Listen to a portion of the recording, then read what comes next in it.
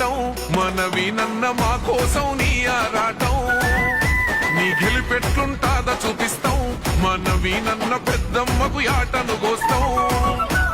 మూడు రంగుల జెండానే జూబ్లీహిల్స్లో రెపరెపరెపలాడుతదంట రేవంత్ అన్న హండాలో జూబ్లీహిల్స్ గడ్డ నిగనిగనిగలాడుతదంట